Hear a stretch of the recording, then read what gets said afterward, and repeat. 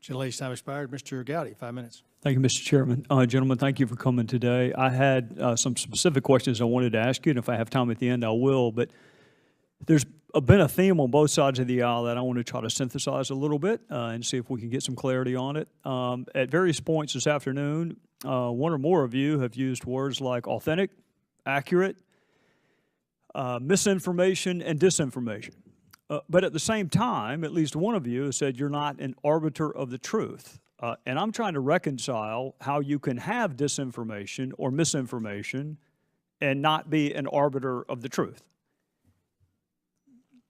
So I guess, Mr. Stretch, we can start with you because you said you're not an arbiter of the truth. If that is true, then what is disinformation?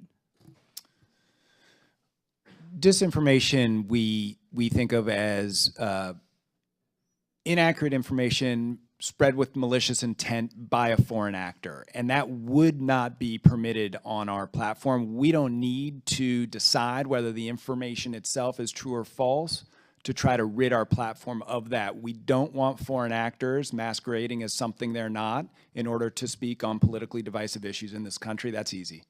So if I understand you right, if the actor is not authentic, then the content, whether it's accurate or not, is immaterial. That's correct. All right.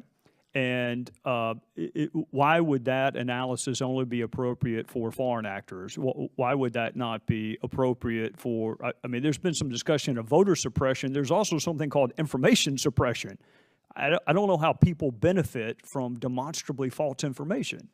So if that's the analysis for foreign actors, why would that also not be the appropriate analysis, period, across your platforms? That is our policy across our platform. So everyone who shows up to Facebook is required to be their authentic self, and most fake account activity is local to the country. Those are two different things. I can be my authentic self and say today is Thursday. And what are you going to do with that? We believe that you be permitted to say that. Under what Constitution? Do you think the Constitution protects intentionally false statements? Sir, we are trying to provide a platform for authenticity. I'm with you. If we could just, I assume you're a lawyer. I know your colleague to my right, your left, is a former AUSA, and I appreciate your service there. I assume all of you are lawyers, or you wouldn't have the jobs that you have. So is it constitutionally protected to utter an intentionally false statement? So it depends on the context, but there is recent Supreme Court precedent on that. On Facebook. On which side? That it is or is not? That it is in most cases protected.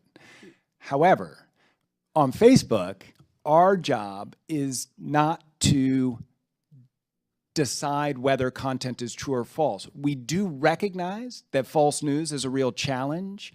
The way in which we're addressing it is by trying to disrupt the financial incentives of those who are profiting from it, which is where most of it comes from. Most of the fake news problem is coming from low-quality websites that are trying to drive traffic on every side of every issue. And by disrupting the financial incentives, we're able to limit the distribution. We're also trying to make sure that users do know when a story has been disputed by a neutral third party and alerting users to that fact. I'll stop there. Well, I'm smiling only because on the last break, a couple of my colleagues and I were wondering who those neutral fact checkers are. And I really do appreciate your desire to want to have a neutral fact checker. If you could let me know who those folks are, I'd be really grateful because people in my line of work might take exception with the neutrality of some of the fact checkers. So if I understand you correctly, the authenticity of the speaker is very important. The accuracy of the content, less so.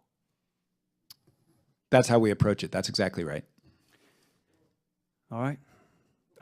For the life of me, I do not understand how a republic is served by demonstrably, provably, intentionally false information. And I get it that you don't want to be the arbiter of opinion. I don't want you to be either. But today's not Thursday.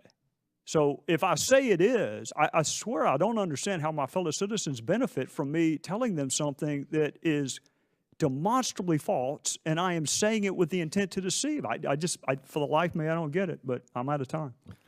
Gentleman's time expired. Civil